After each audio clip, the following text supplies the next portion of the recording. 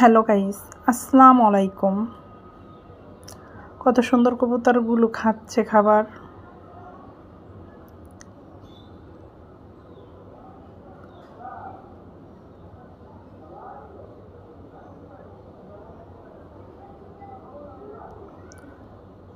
ওরাই অনেক ভালো, ওদের নাই কোনো টেনশন, নাই কোনো চিন্তা ভাবনা, নাই কোনো সমস্যা। ওরা উড়ছে, খাচ্ছে, ঘুরছে, ফিরছে।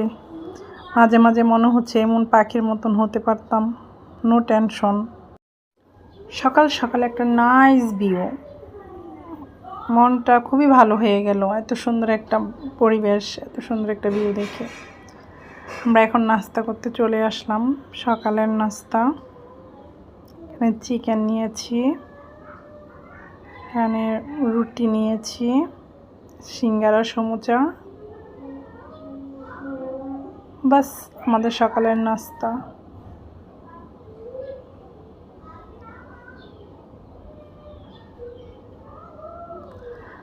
সাথে আবার ড্রাগনের জুসও নিয়েছি।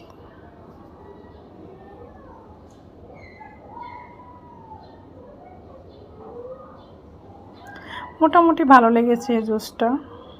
এখন আমরা হাঁটতে হাঁটতে হাঁটতে হাঁটতে কোথায় যাব? হ্যাঁ, সবজি কিনতে চলে যাব। আমরা হাঁটতে বেরিয়েছি, এখন সবজি কিনব। সবজিওয়ালা মামাকে জিজ্ঞেস করতেছি সবজি কত করে, বলতেছে এটা এত, এটা এত, এটা এত। বলতেছি সবজির দাম কি কমবে না? বলতেছে না, আরও বাড়বে, সবজির দাম আরও বাড়বে।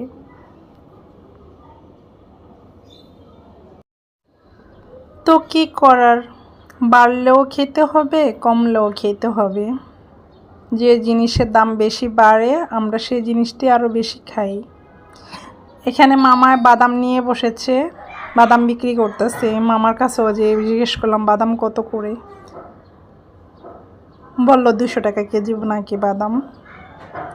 তারপরে নিয়ে আসলাম শাকের দোকানে, এখানে কাঁঠালের বিচি নিয়ে শাক নিয়ে বসছে।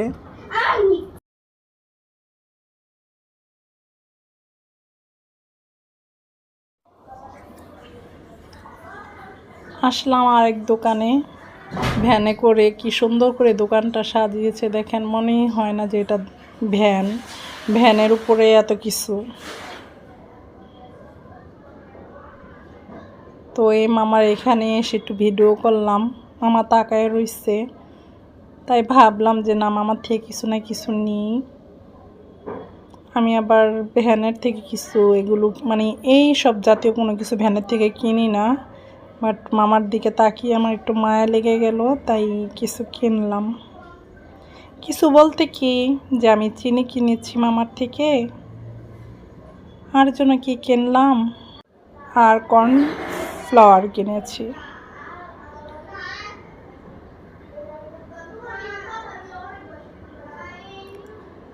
মামার এইখানে খেজুরগুলো, এখানে হাফ কেজি খেজুর মামা 500 টাকা চাচ্ছে, আর এই হাফ কেজি খেজুর মামা 300 টাকা চাচ্ছে। দাম খেজুরের ঠিকই আছে, ভিতরে ভালো হবে কিনা সেটাই আর কি দেখার বিষয়, তাই আর নিলাম না। মামা হাফ কেজি 300 টাকা চাচ্ছে খেজুরটা। তো এই আমার বাজার করা শেষ। আল্লাহ হাফেজ।